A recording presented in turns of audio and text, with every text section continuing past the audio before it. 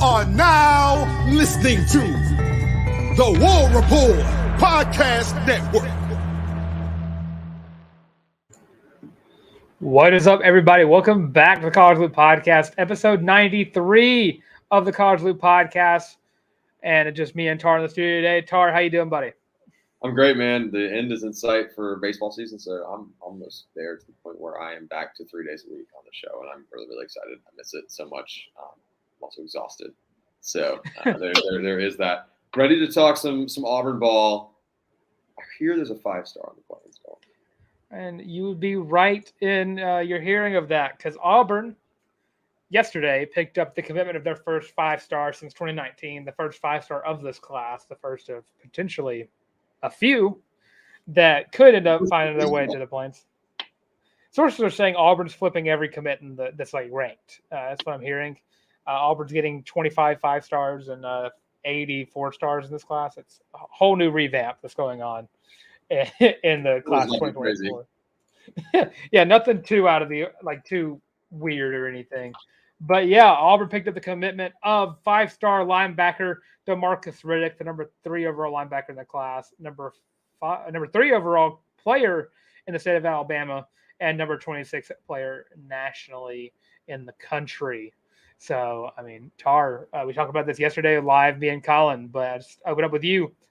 Thoughts on Auburn picking up the commitment of Riddick and just overall view of the class so far?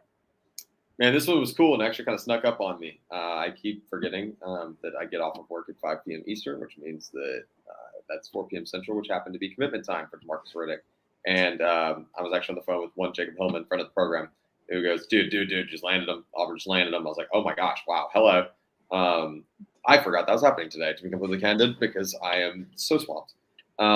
But immediate reaction is just, damn. I mean, well done to Hugh Freeze and his staff. This is a huge get. And then I had a couple of people text me immediately after the commitment, which was super, super fun. So I'm actively still on the phone with Greg Hillman talking about the implications of this.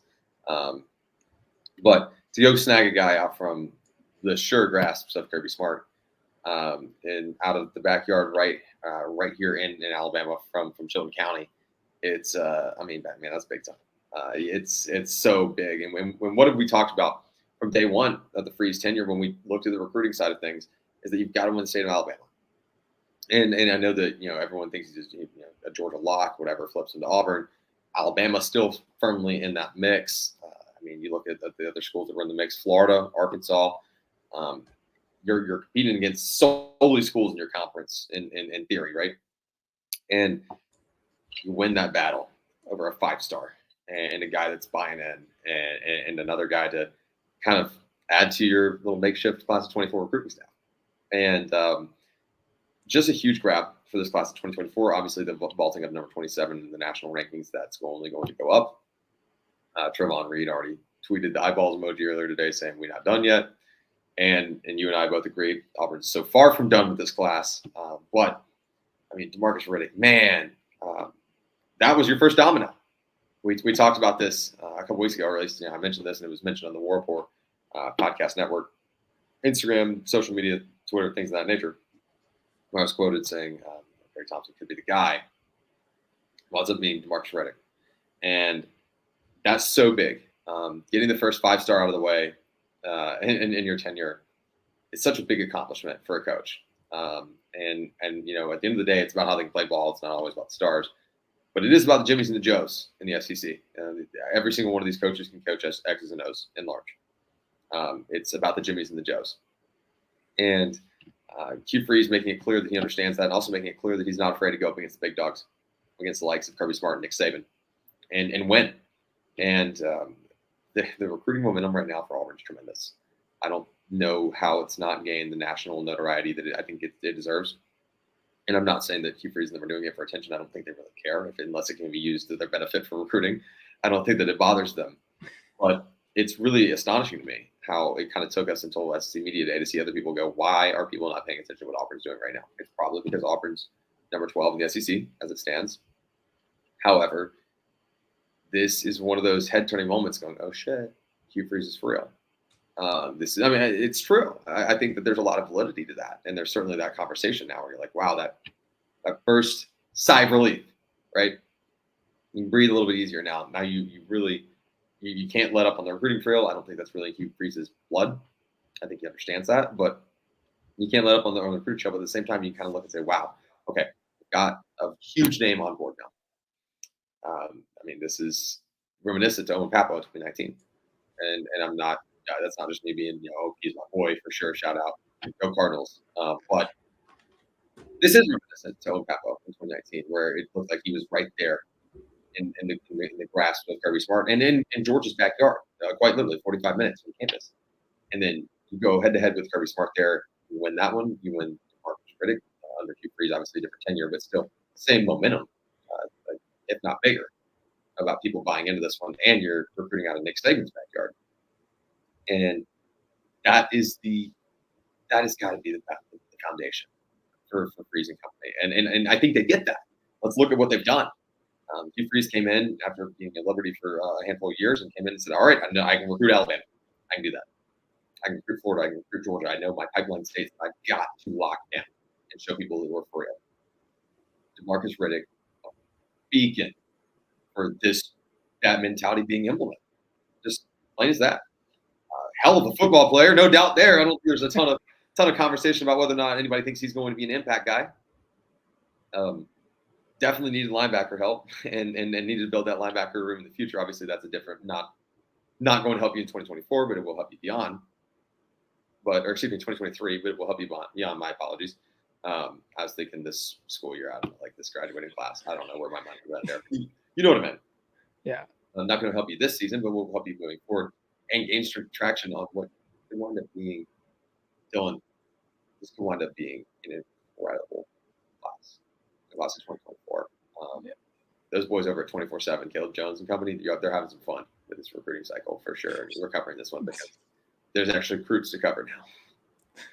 Oh yeah, and you talk about what Demarcus Riddick can bring, and you bring up Owen Pappo, and it's a great comparison because he plays a lot like Owen Pappo, a great second level defender who can cover the ball very well, and has the pass rushing ability to be a really, really good linebacker, and a guy that I talked about in the live stream yesterday is probably going to be one of your starters going into 2024, and it's kind of hard not to imagine him being one of those guys, just knowing how the state of the linebacker core as is right now.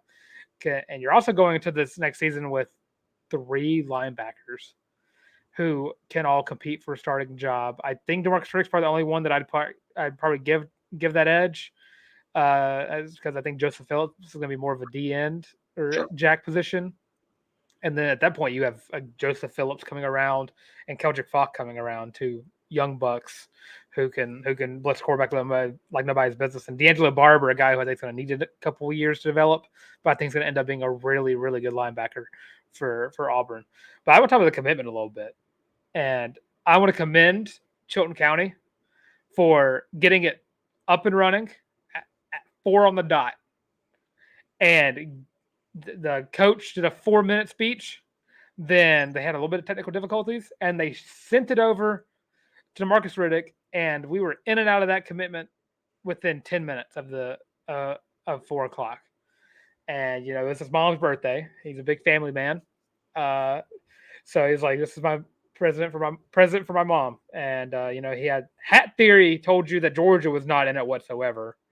If you believe in hat theory at all, which science is there. Last 2 commitments, Florida and Georgia, and these last 2 guys, sorry, you just weren't in it because your hat was just thrown on the table. Alabama's hat, not really worn that much. The Auburn hat, the bill was a little bent, signaling that he has worn it.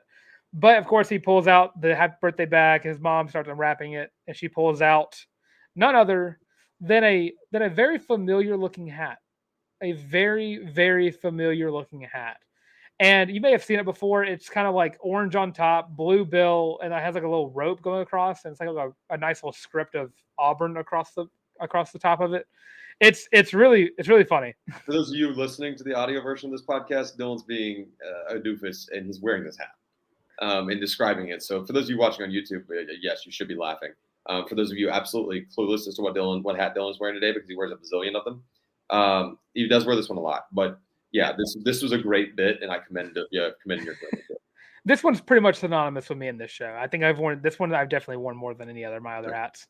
I definitely need to have all my Auburn hats back here at some point, but because you can kind of see the Georgia logo with that one if you pay real close attention. But just to do that real quick for the bit. But you watch what Demarcus Riddick can do, and like I said earlier, he's definitely going to be a guy who I think is going to either be the starter right away, or he's going to be competing and kind of do what Keldrick Falk did this offseason, kind of be like behind one of the veterans, and then emerge in the spring and the summer and the fall, and be a guy who is going to be one of the premier linebackers on this team. But holy crap, just the going into yesterday, I didn't know what to think. I talked about this a lot. I was like weirdly confident in the fact that he was going to pick Auburn, but I was also terrified by the fact that every single person I saw on Auburn Twitter was just going to have their tail between their legs whenever he just does what all the Bama fans were saying, and the Bama fans were just rampant. But weirdly enough, I think they were in the same boat because they were very aggressive about Demarcus Riddick. I want to say until Sunday. And then there was like a staunch like shift in how they reacted about Demarcus Riddick, and like he's no longer good enough to play for Alabama. If he wants to be a starter right away, then he wasn't good enough to play here anyways. And they tweeted at his grandma. Big weird. Big weird. Big ups for not big ups for them, but like big weird for them. And I think with as much of a family man as Demarcus has been putting off, he brings his grandma with him to every trip. His family's always with them when he goes to all these visits. It's very weird that Bama, who was very high on this guy 4 days ago, decided just to attack his family. Yeah, mad weird. And it's worth mentioning, I saw this, I forgot who posted it, so it's going to sound bad. They asked Demarcus Riddick the differences between Hugh Freeze and Nick Saban's recruiting styles, and he brought up Hugh's ability to be to be a family man in his recruiting. Like he's very family oriented, and he said Saban is too, but not to the degree that Hugh Freeze is. And I don't think that's a surprise to anybody at all. No, it shouldn't be. Look, we talk about this all the time. Hugh Freeze brings his past with him. His track record precedes him in that regard. That being said, if there's ever been a coach to buy in to the Auburn family concept more than Hugh Freeze has since his arrival, please show me. It's not that I'm sliding anyone else. I mean, Bruce Pearl certainly was appreciative. Gus and Christy Malzahn are still part of the Auburn family. And that list continues to go on. Butch Thompson, also in that camp firmly. Johnny Harris, that list goes on. But Hugh Freeze looked and said, I'm at a place in my life where it's very important to me to make sure that I convey the importance of my family. And his outward commitment to his family publicly, even dating back well pre-Auburn, back to his time at Ole Miss, say what you will. I don't doubt that that's a good recruiting tactic. It's a brand he sticks to. You see him talk all the time about walking in his faith and his commitment to growing in his faith with his family. That speaks to guys like Demarcus Riddick. That speaks to guys like Walker White. And those kinds of guys, once you get them on board, are the contagious personalities that can go relate to other guys. And it really is. I know it's going to sound like I'm looking at this from a business perspective, and I a little bit am. But it really is kind of if you're going to roll with that brand, Auburn's the place to do it. And if you can sell it, sell the hell out of it. And I truly, why would Demarcus Riddick just be making that up? Other than the fact that, I'm sure early playing time had something to do with it. That's fine. That's a selling point right now. That's okay. You want to get to the point where development's your selling point, but right now it's not. And I think holistically, a lot of people buy this, and they should. Innocent until proven guilty, right? Buy in until you're given a reason not to. And I think there's a lot of kids feeling a lot of excitement around what Hugh Freeze is bringing. I will give props where credit's due. God knows I was critical of Hugh Freeze when he was named head coach of Auburn. Dude has not left a rock unturned. Has not gone overlooked anything to a point where how can I use this as a recruiting tactic? This is certainly one of those cases. Yeah, I mean, you're using your love for family as a recruiting tactic for a guy who loves his family. So I mean, there's nothing better than using wholesome means to bring in recruits. And I mean, it just shows. I mean, you bring up Hugh Freeze wears his past on his sleeve, and he even said it at media days. He understands past, like a haunted past more than anybody, and he's moved past that, and he can use that to better his recruiting and all that stuff. And I mean, he's been on it, and he's gonna still be on it this Saturday or Friday. I think is Friday is when they get there, right? Perfect segue into Big Cat Weekend Friday. Early segue into Big Cat Weekend coming up this weekend, and there is a load of 4 and 5 stars that are showing up on the planes. Probably some other guys who are split in, but I can't find a list anywhere that I don't have to pay for, and I'm not paying for a list for 5 minutes of me reading it. Sure. But just to go through the list of people who are going to be there, it is going to be Demarcus Riddick. We spent the last 50 minutes talking about him. You got KJ Bolden, Perry Thompson, who's going to find a way to split time at Auburn and Alabama, but could maybe find his way just staying on the plains. You have 4-star corner Jalen Hayward, a current Georgia commit as well. 4-star wide receiver Malcolm Simmons. 4-star linebacker Bradley Shaw. 4-star safety Zaquan Patterson. 4-star cornerback who's already committed to the Tigers, Jalen Crawford. 4-star athlete Jalua Solomon. It's going to be athlete corner, and that's going to be a guy who's coming down between Auburn and Florida State. So really going to have to push those two. KJ Bolton and Jalua Solomon both commit on August 5th, by the way, for everyone that's not been paying attention to that. And then you have a 4-star defensive lineman TJ Lindsey, 4-star running back Duke Watson, who I think is committed to Louisville. I think you have 2025 4-star Jadon Perlott and 4-star 2024 edge rusher Jared Smith. And then you also have another couple of guys. You have 4-star offensive lineman DeAndre Carter from Mater Dei. I'm not from Cali. 2025 4-star D lineman Jordan Crawford. Pause. You don't have to be from Cali to know who Mater Dei is.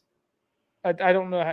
Mater Dei. One of the most prolific high school football programs in the country. Continue. It could still be Mater Dei. It's Mater Dei. Like Mater, but without. All right. Thank you for the Cars reference, Larry. But, And then lastly, Bama commit 2025 5-star wide receiver Ryan Williams, who is currently the number 1 player in the state of Alabama for next year's class. So a load of players who are showing up this weekend and on the weekend to be an Auburn football recruit. Dylan, I'm going to ask you this super quickly about Big Cat Weekend. Auburn earns commitments from blank amount of guys. I'm going to say, is 4 too much? Yes, 4 is way too much. I'm going to say, I don't want to say 2. I'm going to say 3. I like 2. 2.5 is the line. Okay. Over under 2.5. I'm going to give it in the comments right here. Make sure you like subscribe. I'm about it. No, for real. I'm about it. I like the 3 because I think. Yeah, I'm on the same wavelength as you. I still think 2. I like 2. 2's safe. I think 2's super safe. And I mean, you already have to cut out the fact that Jalua Solomon and KJ Bolden are not committing this weekend, but next weekend. Right. And you have some guys who are 2025 guys. But Perry Thompson, even if it's just one guy, if it's Perry Thompson is that one guy, it's already a huge win for Big Cat Weekend because not only did you just steal a linebacker from Alabama, you've now just stolen another 5-star, but this time a wide receiver from Alabama. That's right. And if you can find a way to flip a couple more guys, and this is KJ Bolden's last visit before he makes his commitment. And I think I believe it's Jalua Solomon's too, unless he's finding a way to sneak himself in the Tallahassee before August 5th. Somehow, you can find a way to make a big enough effort and a big enough swing on KJ Bolden. If you can pick up Perry Thompson and KJ Bolden, this might just be the biggest win in Big Cat Weekend history. It would be up there. Certainly up there. just because it's what those two can offer to a team right away. And Perry Thompson has been compared to the likes of everywhere from, I think, Julio Jones to A.J. Brown. If you can find a way to bring a wide receiver of his caliber to the Plains, and I mean, Perry Thompson has been very, very cryptic. Super cryptic. He has been adding Demarcus Riddick a lot on socials. He congratulated him on his commitment earlier yesterday. He added him on a story with what emoji was it? It was like I don't know if it was like a emoji or if it was something else. But Perry Thompson is, I don't know if he's trying to make me like cautious in thinking this, but he sounds more and more like he might be flipping to the other team and to Auburn instead of sticking with Alabama. And it's a weird feeling. Because it's like Demarcus Riddick. Like, I feel confident that it might happen, but also like I felt better about Perry Thompson from the get-go. You and I've talked about this a lot, and folks, I don't know this. I don't know this for a fact. I don't even know this for an educated guess. I felt better about Auburn's chances with Perry Thompson than with anybody else, any other flip. Just to be honest, there's been the most noise, and I'm just not sure that it's out of the picture. I mean, I certainly understand wanting to play for Coach Saban, but at the same time, we mentioned a minute ago, Dylan, there are a lot of selling points to come to Auburn right now, especially seeing it's a little bit of, go with the masses. Hey, some other guys are seeing something that maybe I need to figure out what they're seeing so I can see it too. Or maybe you don't. I mean, that's your choice, everyone. It's ultimately these young men making their decisions for the next theoretically 4 years of your life. But I feel Auburn fans should feel good. I think that as much of a chance as you can stand with a guy who's been committed to Alabama, I think this is about as much of a chance as you're ever going to stand, barring obviously a flip. But going into this should probably be the most confidence you have. I don't know if it'll happen. I think that there's a real world where Perry Thompson is an Auburn Tiger after maybe this weekend. I mean, we talked about it a couple weeks ago, just like talking about all the 5 stars Auburn is looking at. This was pre Cam Coleman committing to Texas A&M.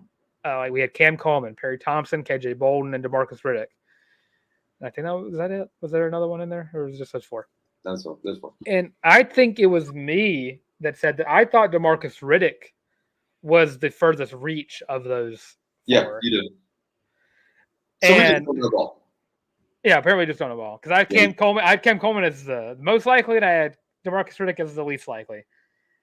And I think I had Perry Thompson at 2. Yep. Well, if he would have been at 3, this is a lock. But yeah, if I can go back and edit it, I would. But just the confidence that's coming from the fact, and was it Bob? It was Bob Williams in the comments. Love you, Bob. He talked about how if A&M were to have a flop of a season, Cam Coleman could find his way back in Auburn's grabs, like Auburn's reach. Yeah. Any A&M recruit right now, all coaches should be trying to pursue still.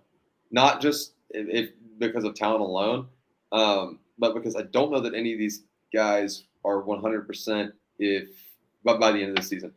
Personally, I think that there's a real world Jimbo Fisher's gone after this year. I think you probably agree. There's a real chance he's gone by week 4. Yeah, a serious chance that Jimbo Fisher doesn't even make it through the full season. Seat's never been hotter in Aggieland. He's gone. Man, it is free reign, especially any of these kids that sign on early signing day. It is open season. He says free reign. It'll also be free zing as well on the Plains. But Absolutely. I said this earlier as well. I mean, it was just, I think the check's already signed. I think it's just waiting to be dated for Jimbo Fisher. Yeah, that's plausible. That's another story for another time. I say, because I think, again, that the week 4 game becomes more and more important for Auburn recruiting, and that's an away game. One of Auburn's biggest recruiting weekends is an away game to Texas A&M, because if you can find a way to as it said, 2013 week, I think it was same week 4, 2013 against A&M in College Station. Auburn found a way to announce to the college football world that they are back by D4 just taking down Johnny Manziel, and there's not a Johnny Manziel on that Texas A&M team by any means, but Auburn could find a way to alert to the college football world that they are back. For the first 4 weeks before you got to play Georgia and LSU. Awesome. But you're not competing on the level of Georgia and LSU right now. That's your goal is to compete within the SEC, get at least top 5. Because if you get top 5 in the SEC, you're golden. Sure. You're set for a few years, 3 to 4 years, if in the eyes of like most guys doing their commitment speeches.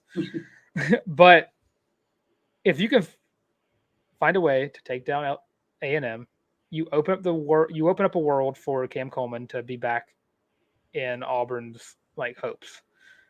And if you flip Perry Thompson, you bring in 2 wide receivers right there who are going to make Walker White very happy in 2025 whenever he gets developed and ends up playing. I don't think Walker White's going to be a guy who's going to start day one. Still some things he needs to work on. And it's hard for me to say that I don't trust another true freshman to start at quarterback ever again after the Bo Nix experiment went awry. If only Jarrett Stidham would have stayed for another year. Go check that Theoretical Thursday out. Shameless plug. But right. Auburn and Hugh Freeze have been set up right now with recruiting that no one is out of reach.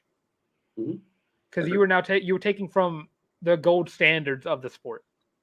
Guys that 5 stars from the gold standard. Exactly. You were taking guys who, up until 3 days ago, those fan bases said were the next best thing to come through that program. Like people were saying that Demarcus Riddick, I mean, it's a bad comparison because of just who he is, comparing Demarcus Riddick to like Reuben Foster. And just other players like that just are being compared with Demarcus Riddick. And just up until Sunday, this was the best thing since sliced bread. Demarcus Riddick was going to come and make their defenses better than they already are. And it's just so funny to me that they just turned their back on him like that whenever they realized they were not getting him. That's just the funniest thing to me. But Hugh Freeze now has Auburn set up to where any 5 stars is available or to get, any 4 stars available. Auburn is back on the recruiting map. And it's awesome to say that before Hugh Freeze has even coached a game. Yeah, it's Auburn fans should feel like should be pretty happy with where they're at right now. Also, other work from Hugh Freeze and company, Avery Jones and Dylan Wade making 2247's all transfer team. Just a little sidebar news before we get into our Theoretical Thursday. So, way to go, gentlemen. And, way to turn some heads. And props to Hugh Freeze. Also, speaking of highly rated Auburn recruits, let's get into Theoretical Thursday, Dylan. And let's talk about this. We mulled this over for quite a while. Oh, excuse me, I'm sorry. Well, yeah, we mulled this over for quite a while about what we wanted to go with today. And the Jeremy Johnson experiment just can't be ignored forever. It is. I recognize that is some trigger words for some Auburn fans. Dylan, I know you're an avid defender of Jeremy Johnson. Nothing else for his commitment to the university and for his character. Great guy. Yeah. Really good. Dude, I understand where you're coming from. I'm going to pitch this one because you worded it differently than I think it needs to be worded, and then you can absolutely say that the question should be what you think it is. But today's question is, what if Jeremy Johnson would have worked out? And in my context, in my headcanon, my theoretical world, a worked out would be an average to above average quarterback. I know there's the whole avenue. What if Jeremy Johnson was a Heisman winner? That's probably never in the cards. Just going to be honest. Sometimes we swing and miss on the evaluation of these kids. It happens. But if he was an average to above average quarterback at Auburn, what if Jeremy Johnson, under those circumstances and those parameters, would have worked out, though? I answered that question by asking how I'm going to answer this question. What if Gus Malzahn knew how to develop quarterbacks at Auburn? Because clearly, outside of, I want to say, Nick Marshall, there was a clear decline of every quarterback that started. Without exception. Because even Jarrett Stidham, who we've talked about as like one of the best quarterbacks to come through Auburn, just completely just downhill in 2018. And And I watched Jeremy Johnson, and the thing that makes me I have a heart out for Jeremy Johnson. He was the first recruit that I truly paid attention to, and you go into 2014 season, and he plays that game against Arkansas, and he just lights up the Hogs. And you're just watching Jeremy Johnson play, and you're just like, oh my God, this guy is going to lead Auburn back to glory. And 2014 comes to an end very, very sadly with losses. But I think to Alabama, Georgia, and a few other teams mixed in there. I think that was that a 4-loss season, 2014? I'm vaguely remembering. I thought it was a 5-loss season. It was if I'm not mistaken, it was a bowl game. It was a bowl game loss to, I think, Wisconsin. But yeah, lost to Wisconsin. Bowl? Yeah, lost to Wisconsin in the Outback Bowl. 8-5 finished out that season. Disappointing season that ended with losses to A&M, Georgia, Alabama, and Mississippi State, and then of course Wisconsin. And God, I'm being reminded of that A&M game, so I'm going to back away from that because you go into the 2015 season with all the hype in the world surrounding Jeremy Johnson. You watch what he did against Arkansas. You're like, this guy's going to be the truth. This is the next coming of the curse word, the next coming of Cam Newton. It's like Cam Newton who can throw the ball better. Is how I believe how it was. And the golden arm quarterback and Heisman front runner, Manning Award front runner. Every award that was available to give to a quarterback, Jeremy Johnson's name was at least in the top 10 of that list. And you go into the first game against Louisville, offense just isn't there. You win 31-24 against Lamar Jackson. Sources are saying that Jeremy Johnson is better than Lamar Jackson. Sources are saying the head-to-head record shows. But you had 137 passing yards. You had 1 touchdown, 3 interceptions. Offense just couldn't keep it going enough. There was no real traction. You had Peyton Barber, who had a really good season in 2015, but as the season goes along, you find out that Jeremy Johnson isn't quite getting the offense. He's just not there. The hype may have gotten to him. Just everything was going on. I mean, Fan Day, he had like security around him on Fan Day because I remember Fan Day whenever I was 15 years old, 14 years old, I was like, Jeremy Johnson's going to be in the back corner of Auburn Arena. All right, as soon as these doors open, we're sprinting. And I got autograph and a picture with Jeremy Johnson because all I was told that offseason was this guy's going to be a Heisman winner. But as season goes along, some injuries come up. He's not getting the offense. He's struggling to get the ball. You have that one fumble that went awry. If you remember that game, you know the one I'm talking about. His hands were just a little sweaty when he went back to pass the ball. Then Sean White comes in, just does slightly better than Jeremy Johnson does. I don't think Sean White was any better of a quarterback than Jeremy was. If Sean could have just stayed healthy, I guess it maybe would have progressed a little bit better.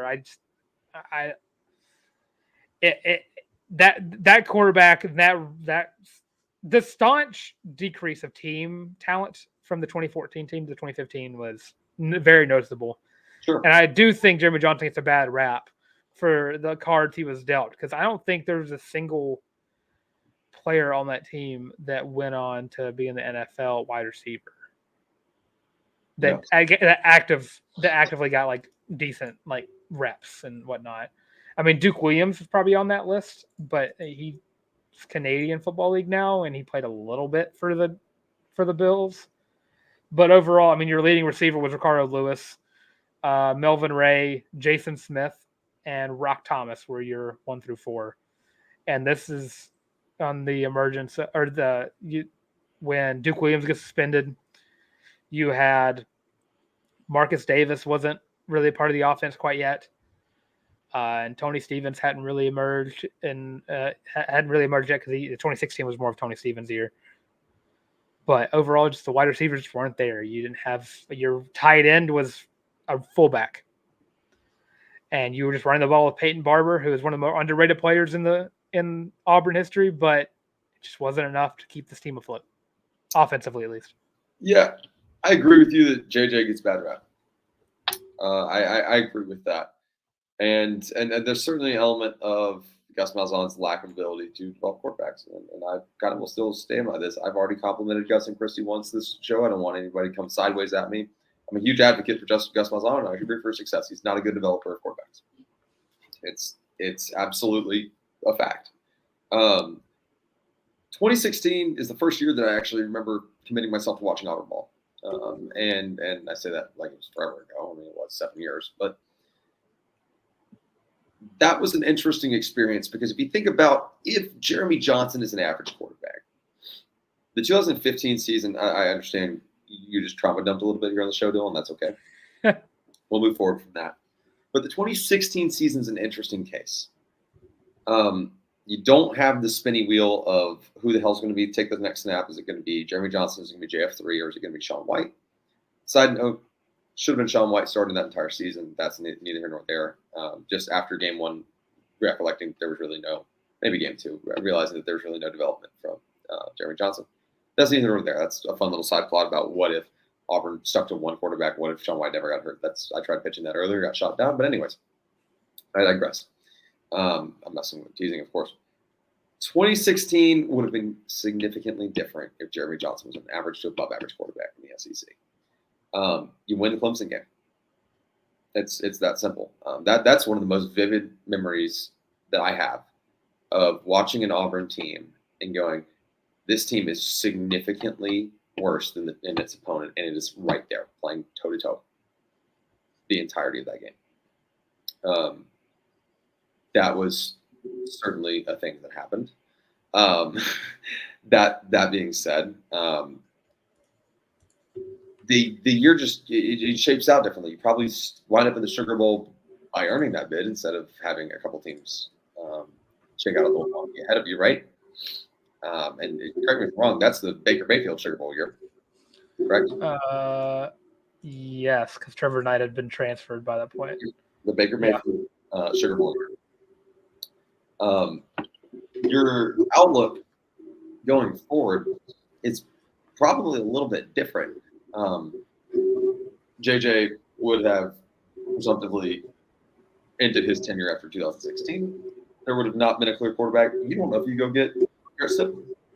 I really don't know if it shakes out that way. After 2016, it was a blaring quarterback issue. You may have been able to look internally. You may be able to recruit a little bit better. You may have been able to develop Sean White a little bit better, who had another year of eligibility following that, by the way. And you may have never gotten Jarrett Stidham. So if Jeremy Johnson works out for Auburn, there's more than one 8-win season on his under his watch. There's probably a 9, maybe a fluke 10-win season. I don't think that Jeremy Johnson was ever going to be a SEC West champion quarterback. I don't. And that's nothing against him personally. It's just a matter of just don't think the dude had the football ceiling that we thought he did. And like we said earlier in the show, Dylan, like we say it all the time, sometimes you miss. It's an interesting conversation, one that I wish I could be a little more part of because I can only kind of look analytically, right? And that's where you really bring another element to our show about all you've ever known as Auburn football. In 2016, I was sitting here preying on the downfall of one certain program in my home state that wears red and black. The hint is I knocked down their hat earlier. It's just on the floor. I was quite, or I guess pre-2016. 2016, I was at that point all invested in taking the next step in my journalistic career at Auburn from an academic standpoint. So obviously football came hand in hand with that. But very, very interesting conversation. I do not know if we talk enough about the fact that Jarrett Stidham might have not been as enticed to come to Auburn. I know that sounds weird, and it doesn't sound like those things should be related, but Jarrett Stidham looked at Auburn and said, there's a glaring quarterback problem here. I know I can be the solution. Because that's, in my opinion, how that shook out. And the truth of the matter was, and the immediate result, and long-term, in my opinion, Jarrett Stidham was the answer to that problem. You give him a decent offensive line in 2018, and you tell his fiance that he can't stay up waiting on her own flight, then maybe things go differently. Kerryon Johnson doesn't get hurt. Maybe things go differently in 2017. Maybe you win You make an appearance in the college football playoff. Hell yeah, I know you do. It's very, very interesting just to think about that dynamic, right? Because while I do believe Shaun White should have been the starting quarterback in 2016, he was not a great quarterback, and certainly not reliable in terms of health, in terms of off the field issues. And I don't want to drag anybody for personal problems. I'm not, but the guy couldn't stay out of trouble with team rules.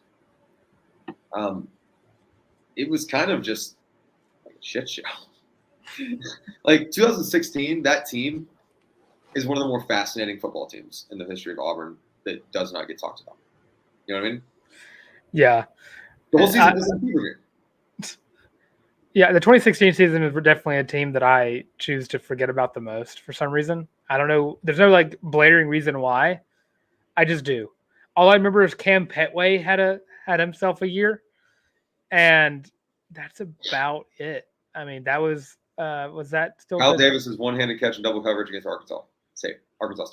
Yes. Was that 2016? 2016. Oh my God. Talk about a player who could have worked out if he had a quarterback. Shaun White. And if he had a quarterback and could stay out of trouble, how Kyle Davis could have been a great wide receiver for the Auburn Tigers. Kyle Davis could have gone down as one of the greatest receivers in the history of Auburn football if he would have not gotten in trouble as much as he did. Yeah. I will say, I think in this world, I think Jarrett Stidham still comes to Auburn because I think you watch Shaun White. I think Shaun White still gets in trouble with his people he gets in trouble with. I think Jarrett Stidham still comes to Auburn strictly because I refuse to live in the world where Jarrett Stidham goes to his second option in Texas A&M. Because that's a domino effect that I don't like. Because you know who commits to Auburn if Jarrett Stidham goes to Texas A&M? I'm ready. Kellen Mond. Yeah, would have been the Auburn Tigers starting quarterback in 2017. He might still be playing there now. Yeah, I refuse to live in a world where Kellen Mond finds his way onto the Auburn Tigers roster and plays. I would like it on the record before we talk about some really exciting news from the college league. I don't dislike Kellen Mond as a human. Oh, he's a great guy. I cannot stand him as a football player. He's like he might be okay, folks. Quick side note before we get into this new drip that Bill, Dylan, and I are actively rocking. This is my side note, non-Auburn comment of the day. If you look up mid in the Webster's Dictionary, picture version, Kellen Mond's headshot shows up. He was the very, very average quarterback who didn't make a lot of mistakes. He just didn't do anything special. An overtime game the other day. He wasn't that damn good in that game anyways. He also has this really weird thing. I don't know if it's just how his body is shaped or what it is, but he holds the ball way too high. Or his lack of athleticism. That could be the case too, but that's also Kevin Sumlin's doing after the Kyle Allen and Kyler Murray mistake that happened at A&M that ended up being good for Houston and Oklahoma that ended up being pretty decent for the Commanders or Panthers whenever Kyle Allen played for the Panthers for a little bit. And jury's still out on Kyler Murray's Arizona Cardinals career. Maybe should have. He can always fall back on the FaZe Clan. Anyways, let's Tar, how are you feeling right now? I'm feeling loopy. Are you feeling loopy? That's what I was getting to. So if you wouldn't mind throwing some graphics up on the screen, I'm really excited about this.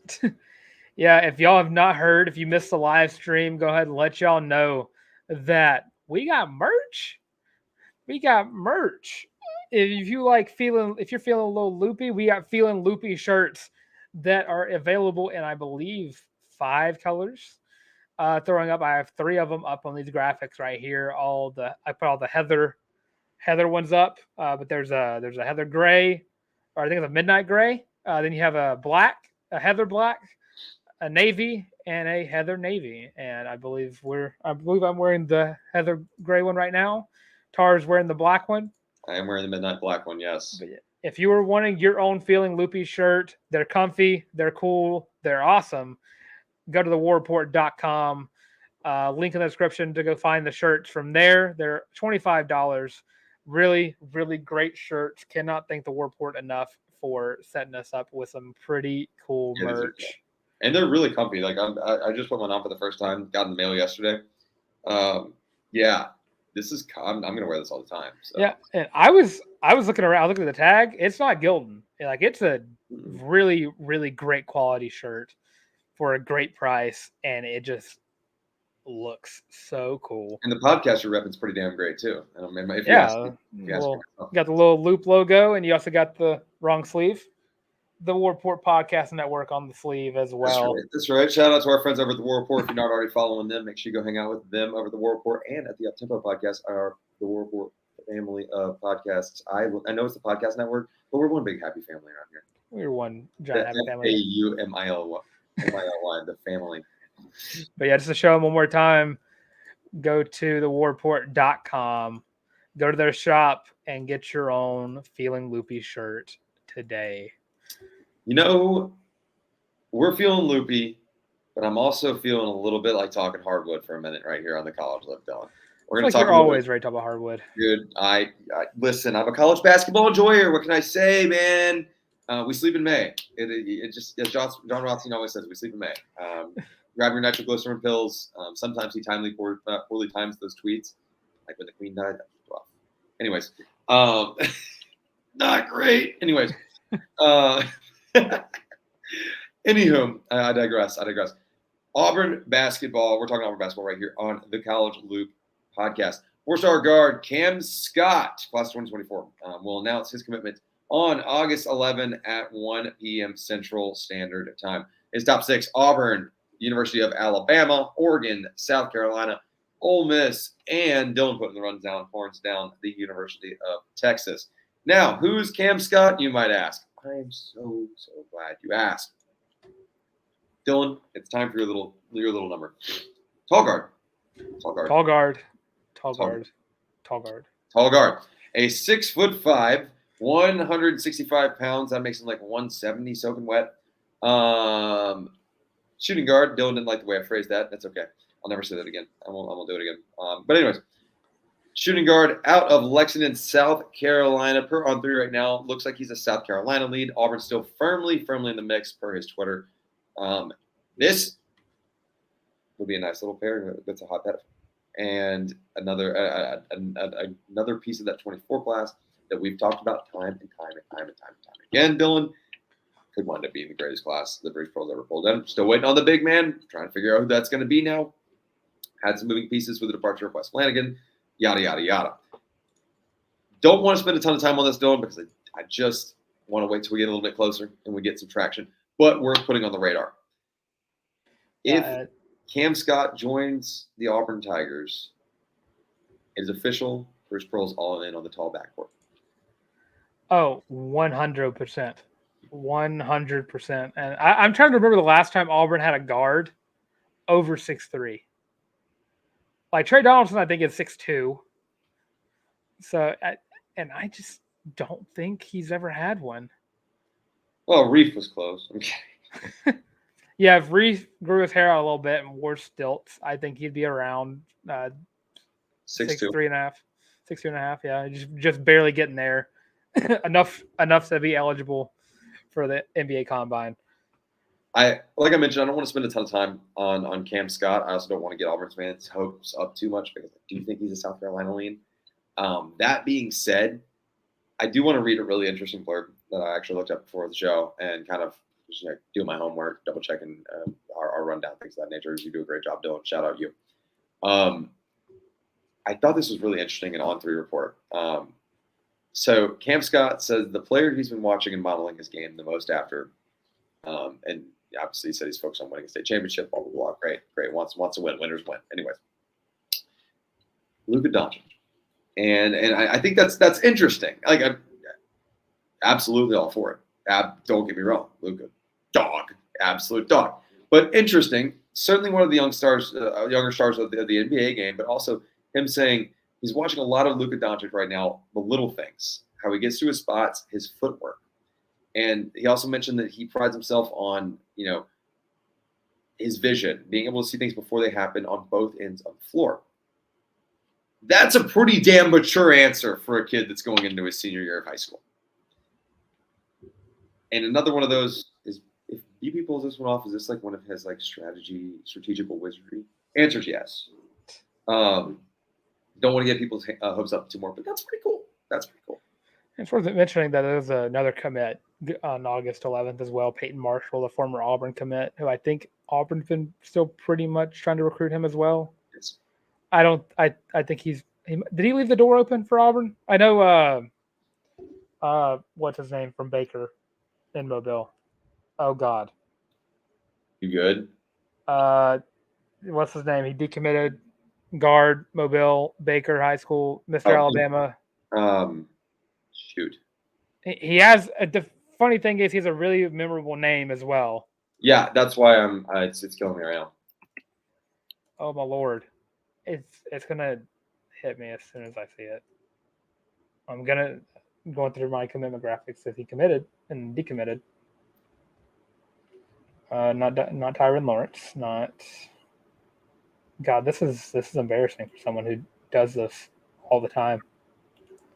If you're still around, thank you for staying around. How about LeBaron Philon? That is his name. Another guy who left his. I knew the last name was Philon, and I could not remember the first name. I knew it was. I literally just did not feel confident in LeBaron. But I mean, two guys right there who commit. Who Peyton Marshall's committing soon. I don't know when LeBaron's committing again, but I think both those guys pretty much left the door open for Auburn to hammer home. They really want them on the Plains, and I think Peyton Marshall right now might be a Ole Miss lean, just because Wes Flanagan and was such a huge part of his commitment. But yeah, should be interesting to see how that shakes out. It'll be fun August. Yeah, Auburn fans have faith. It's gonna be fun. Just fine. Dylan, I believe that's all we have on the College Loop today. That is it. That is all. Thank you so much for joining us. If you're watching on YouTube, make sure you like, subscribe, ring the bell. We would love to hear your feedback on Theoretical Thursdays for next week. Like I said, I will be back. I'm hoping every show next week. After that, I am an every show kind of guy. I'm going to be doing a couple of shows remote, Dylan, from New Jersey. Bear with me. I'm going to go up there for like 10 days after the season's over. But we'll be moving and shaking right here on the Loop. Looking forward to spending more time with you guys. I'm Harrison Tarr at Harrison Tarr on the Bird app if you want to come hang out with us. And Dylan will tell you find where all of our socials are, but I'm going to tell you one more time. Like, subscribe, and ring the damn bell. Hang out with us. We love having you here. For all of you guys that are newcomers to the College Loop, we really appreciate you guys. I know that we've kind of had people trickling in, and we're really stoked to have you guys. Let's get up to 1,000 subs by the end of football season. Is kind of our goal. Also, make sure you go show love to our friends over at the War Report and at the Uptempo podcast. Could not do what we do without those guys and their backing. And they're just absolute rock stars. So why are you not already hanging out with them? Dylan, or George, let's get out of here. Yeah, I'm Dylan Larck at You Bullet Tank on Twitter. If you're watching, it's just right there. And it's also going to be in the description below, where while you're down there, you can go ahead and go click that link and go get yourself a cool feeling loopy t-shirt. And they're dope. Again, cannot stress it enough how dope these shirts are. And of course, if you want to go follow us, you can follow us literally everywhere. You got Twitter, Facebook, TikTok, and Instagram. Gets to 500 subs, and Colin's going to have to do a little dancey dance. Interns now. Yeah, and get us to 1,000. And I've already told Colin via the live stream that he'll be running the MySpace if we get to 1,000. So, that's the greatest intern job I've ever heard. So he'll be getting the graphics up on there whenever we get to 1,000 subs. But again, all that being said, it's been the College Loop podcast. And everything updated. There we go. College Loop podcast.